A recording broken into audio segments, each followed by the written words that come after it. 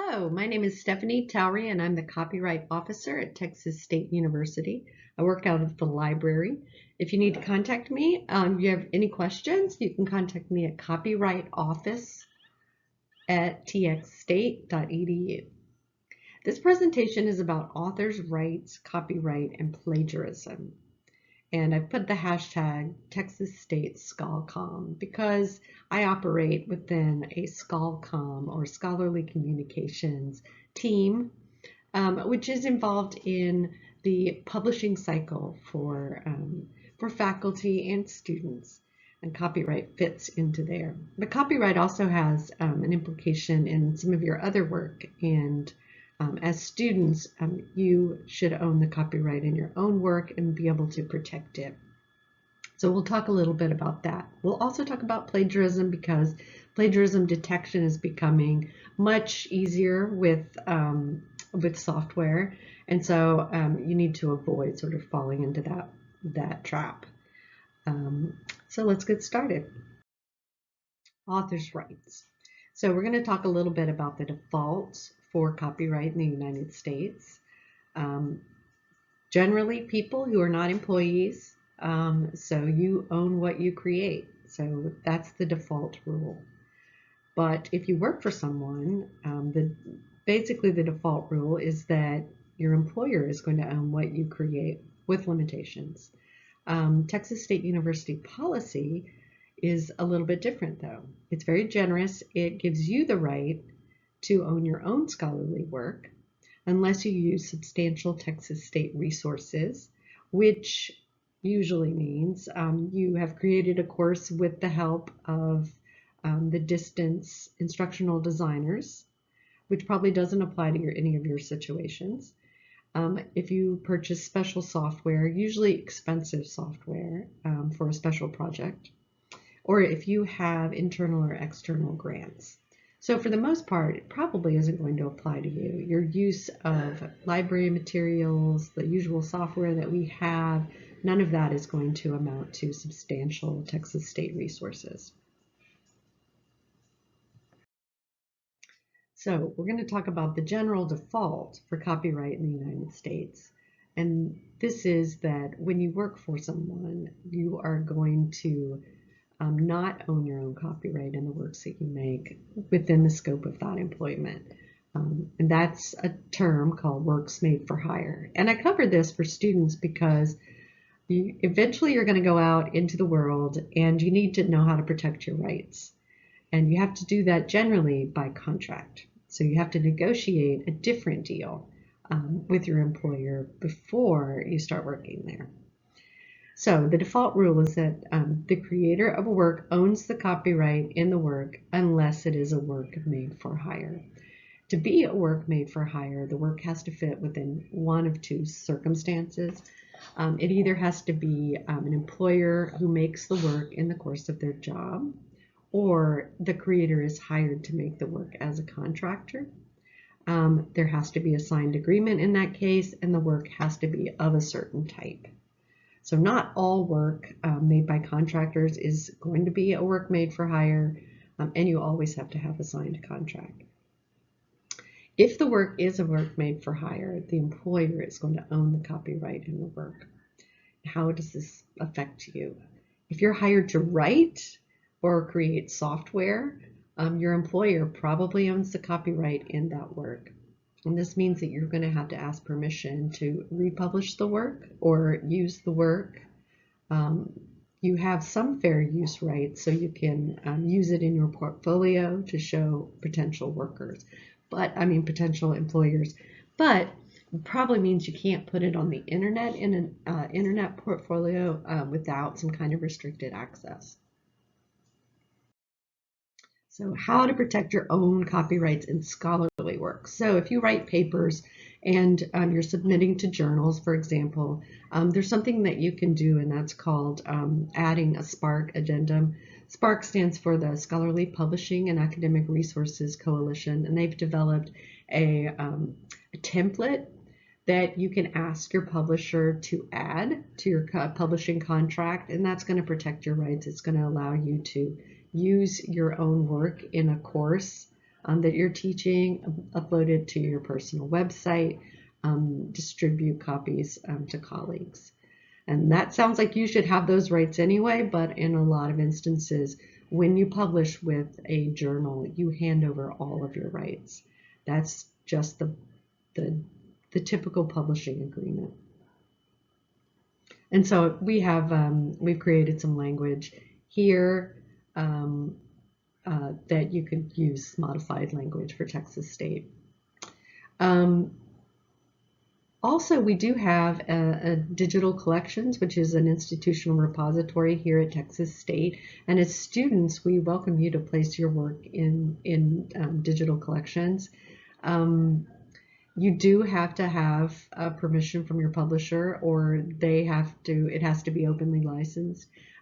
So if you have any questions about that, contact me before you publish, so you can try to get some of these, protect your own rights.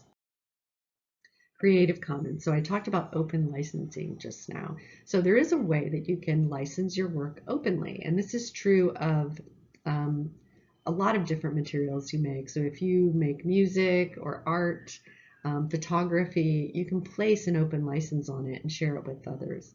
There's an organization called Creative Commons, and there's a link at the top of the page. I'll share the sort of the linkable version of this, so you can use these links to explore some of these topics. Creative Commons is an organization that's developed some open licenses that you can use that are very suitable for video, text, music, photographs, visual images. And they aren't really suitable for software, but there's a plethora of open licenses for software that you can choose that either allow you to share, allow your work to be shared with others, or makes it completely open so that people can reuse it and give you credit. Usually that's the only requirement of most Creative Commons licenses. There's an array. There's 6 different ones. They range from almost completely open and with just attribution required to fairly blocked down. And these are free to use. There is a machine readable component, so it allows your work to be discovered via filters, places like Flickr, SoundCloud for music, Google Images. So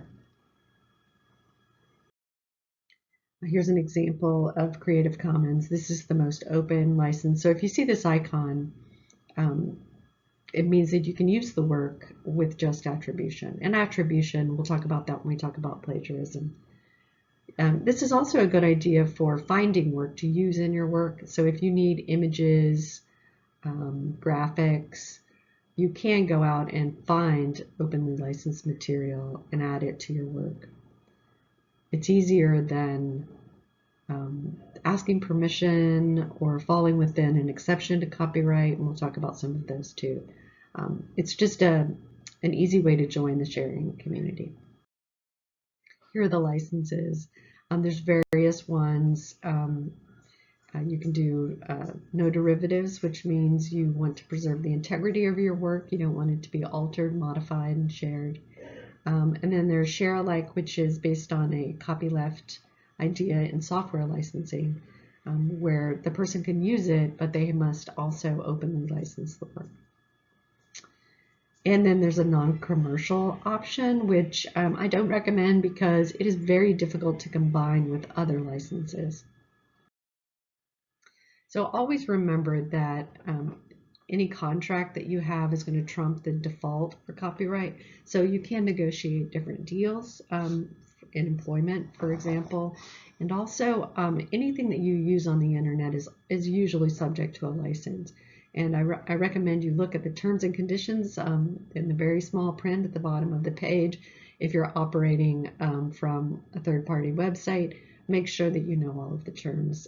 That usually is going to trump any kind of default or any kind of exceptions to copyright that you may have. So generally ask yourself when you're using material if there's a license that covers it, and ask yourself, what does the license say about my use?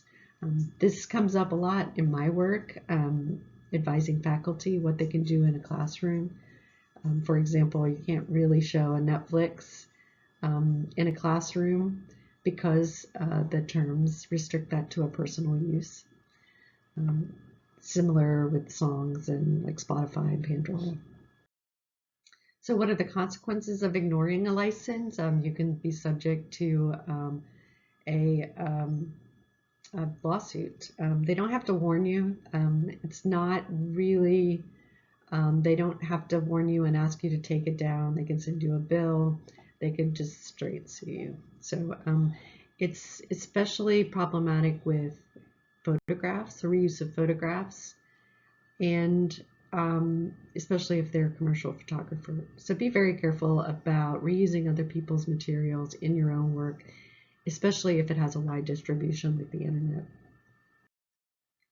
Copyleft. So here's some links to some guides that may be helpful if you develop software about copyleft licenses. There's a wide variety of open source and copyleft licenses, and there's some tables in these links that actually help to sort of sort those out. So plagiarism. Plagiarism is just becoming a more difficult topic for all of us. Plagiarism generally is just using somebody else's work in your own work without identifying it, so that people are, you're sort of holding it out as your own work and not letting people think that you created it. And what you want to do is just clear up that misunderstanding that could develop. And so the best way to avoid plagiarism is just to identify your sources and cite to them and attribute them. To do that, all you have to do is give the title, the author, generally the title, the author, the source where you found it, and if it has a license, a license. In your scholarly work, you generally don't have to cite licenses because you have sort of an educational reason to be using it in your scholarly work. But if you are using it in, if you are using somebody else's work in your own work, you should cite the license if you're sharing it on, say, on a website, or you're using their work in your video work and it's non-scholarly. So this applies to ideas as well. So if you borrow someone's idea in a scholarly work especially, you need to attribute that source. It's even true if you rephrase their work, you need to at least attribute them. And when you quote text, use quotation marks as well as citation. There's some sort of ethical standards that called the International Standards for Authors that say that you should represent the work of others accurately in citations and quotes. And plagiarism detection software is being used by instructors as well as publishers to check to see if work is original. So it's especially a problem in scholarly work. It's not a problem so much in other areas. There's really not a thing.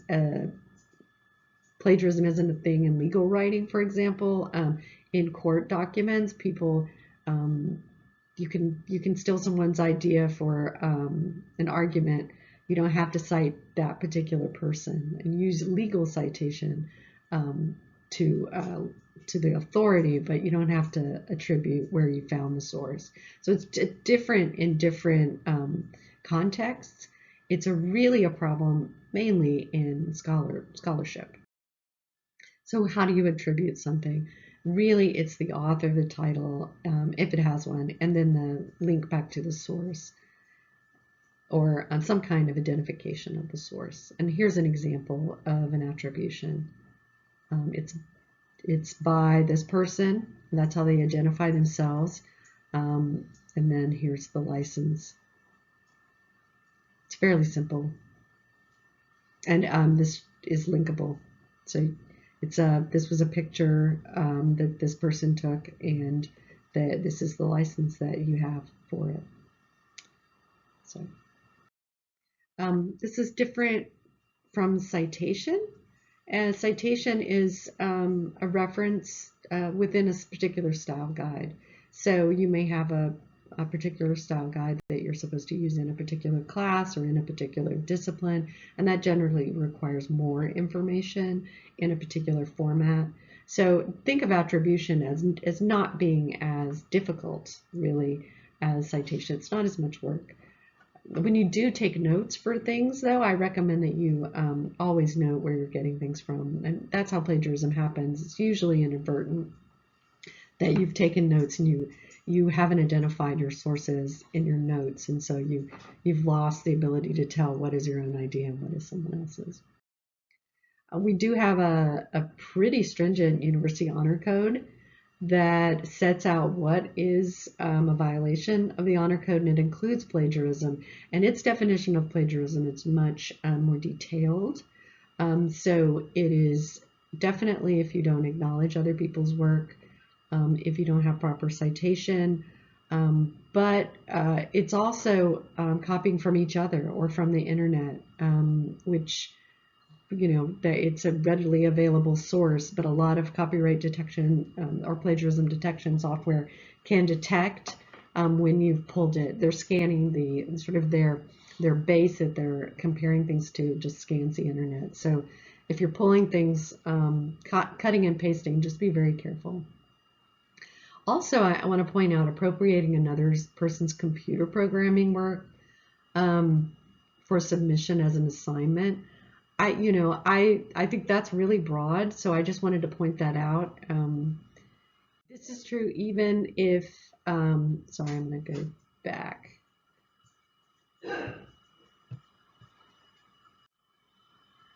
Well, I was going to go back, but I can't figure out how to do it. So this is true even if you're using something with an open license.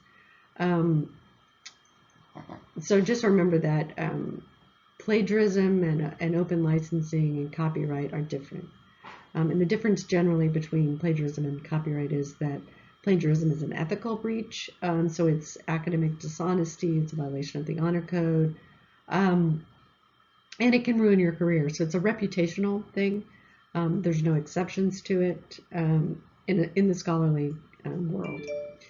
And copyright is a legal concept. So if you infringe someone's copyright, you could be liable for money damages, asked to remove the content. But there are a lot of exceptions that allow you to use someone's work without attribution. And so there are contexts in which you can do that. So if you're making a work of art, collage, appropriation, it's called appropriation art. In those instances, you don't have to attribute your source. You can just take it and use it. So there are instances where it is appropriate to borrow someone else's work and use it without attribution, but not in the scholarly context. So copyright, what is copyright? It's an original work of authorship. It's fixed in a tangible medium, and this comes directly from our statute, but it was law that developed over a long period of time. Copyright is protected by federal law. It's international in scope. Just to break down this piece further, it must be original, and it doesn't have to be particularly novel. The bar is very, very low. So it just has to be not copied work. And also, it has the authorship, it has to have been made by human. So right now we don't have machine authorship. So this is a interesting question, but right now, at least in the United States, we do not have authorship for anyone other than humans. And it must be fixed in a tangible medium. So this usually means a recording, audio recording, a notation, fixed on some kind of medium. But this can be as ephemeral as the Buddhist monks who make the sand drawings. That was held to be a tangible enough medium. It is ephemeral, but it is still a tangible medium. So copyright. So what copyright is, it's a bundle of rights, and they are exclusive rights. And what that means is that when you have the right, you can exclude other people from doing these things, and that includes copying. So you can exclude people from copying your work. You can keep them from making derivatives, which is making modifications and sharing those with others. You can keep them from distributing the work. So you can keep someone from sharing it with others. Display, this applies to visual arts, sculpture. You don't, if you own the copyright, you can keep people from doing that. And performing, so this is for music and dramatic pieces, film. You can keep them from performing something. Also, there are certain the rights to perform music and some music is a little bit different, but recently it's changed to you can't prohibit people from broadcasting music. So you have to ask, is the work even copyrighted? So copyright doesn't exist in all works, and some works that are not copyrightable are ideas themselves. So facts are not copyrightable. Data by itself is not copyrightable. Words and short phrases are not copyrightable, but be aware that they can be protected by trademark. So someone can have a logo, a word or short phrase, a motto. Those can be protected by trademark, which is a different kind of intellectual property. Methods or processes cannot be copyrighted. Those are usually protected by patent or trade secret. And then works that are not sufficiently original. I mentioned that the bar is very low. The example from the case that set this out is the display of data in a phone book is not considered sufficiently original. And also, if it's in the public domain, so I just want to caution you that publicly available is not the same as public domain. So you may see something copied over and over and distributed throughout the internet. It still doesn't mean that it's not protected by copyright. It's just really, a lot of people have infringed the copyright in it. So you see this a lot. Public domain is a very specific subset of materials. It's anything that's published before 1924 and anything created by the federal government in the United States. This is not true of all governments, not true of all federal governments, and it's not true of all federal workers. So federal workers who write scholarly articles can own the copyright in those. So you just have to be careful, but this does help with a lot of older materials. You are able to use those. Linking doesn't usually implicate copyright, so you're able to link. You can even embed the links. This is not really true for images anymore. It's very, so you know how you can embed an image as a link and it displays, and that's because it looks the same as if you had copied it. It's still true for video though, so which the same logic applies to video, but it is still okay for video. It's just weirdnesses of copyright law. So if you need to use copyright videos, I'd say students are very protected by a concept called fair use because they're using it for their study. But if you're teaching a class and it's an online class, then you really have issues that arise, a lot of copyright issues. So I recommend you linking to the library's streaming content and considering whether it'd be fair use to perform it, let's say over Zoom, and then we have a fair use checklist. So DVD to streaming. So we usually can't just rip copies of DVDs and stream them. You usually have to buy a streaming license, which a streaming license is really a performance license because it's considered that when you stream something, it's a performance, even if it's only for the end user, one person in a private setting. It's still considered a performance. Can you use images you find online? This is a problem place. You can if it's just for your coursework. you have a broad fair use right. But if you're going to reuse it in a project outside of school, or you want to repost it on the internet, or use it in a personal video, then I would use only openly licensed images. So we do have a face-to-face teaching exception. It doesn't convert to the online environment very well, but if you're teaching face-to-face, you can perform or display almost anything, as long as it's not a bootleg copy, which is an interesting thing. So what is fair use? I've talked about it a little bit. It is a right. It's an exemption, a privilege, so there's no need to attribute something, except you may want to attribute it for plagiarism, but there's no need to attribute it. There's no infringement. You don't have to ask permission first. You don't have to pay royalties, and it applies to all forms of work. Fair use really isn't appropriate. I have used tracks here, but I need to change it to Canvas. So if you are an instructor of record, uploading entire scholarly articles to Canvas is usually not appropriate, or anything that's marketed for instruction. But as students, you really have a broad right to use any kind of materials and to upload them in your course, in your course assignments. There are 4 factors to fair use: the purpose and character of the use. So this is the way you are going to use it. The nature of the copyrighted work, whether or not it's extremely factual. Then something like a map, it's mostly data. It's just the display, so the arrangement, the colors, that is what's called a very thin copyright.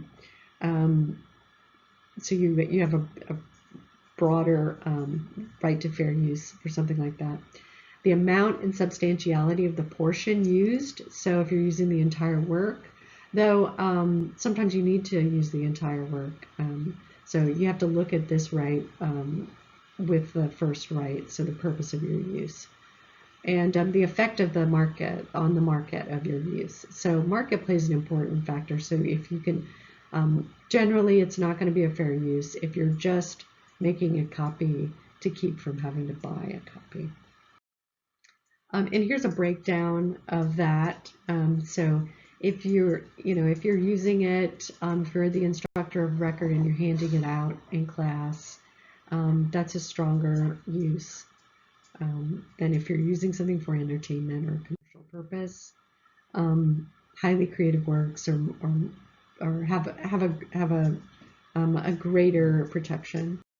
In the amount, if you're using a small amount. So if you're doing reviews of movies and you're posting it to your YouTube channel, you can use small portions if you need to use that to point things out as part of your review. So you can use clips, generally are okay, and quotes as well. And you have to look at the effect on the market. Is there a market? All right, how many copies are you making? Is it easy to get a license? So you have to look at all of those factors.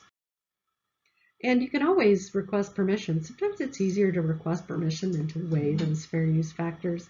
And you'll only have to ask the copyright owner, and their answer can be oral. So they can just say, yeah, that's fine. I always recommend getting it in writing just as extra protection. But you can certainly do it by email. You don't have to have a special form or a signed writing or anything like that. And then if you're using something as the instructor of record, or you want to use something in a publication, you can always, or put it up on your website, you can always go and license it through various licensing agents. Copyright Clearance Center is for text, for scholarly works, but there are others. If you have interesting music licensing, contact me. There are lots of places you can go, and it's relatively easy to do. You can always ask me for help. And this is my information. If you have any questions about your work here or your work for an outside employer, and you have questions about contracts, I can at least give you some legal information. So thanks very much.